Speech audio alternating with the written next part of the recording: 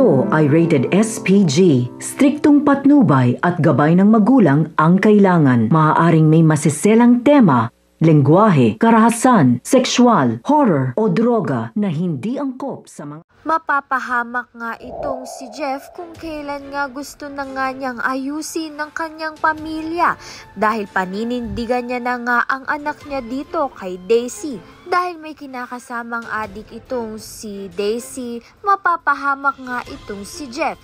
Mabuti na nga lang ay to the rescue ang Tito Noah niya. Subalit si Noah nga ang mapapahamak dahil siya ang masasaksak.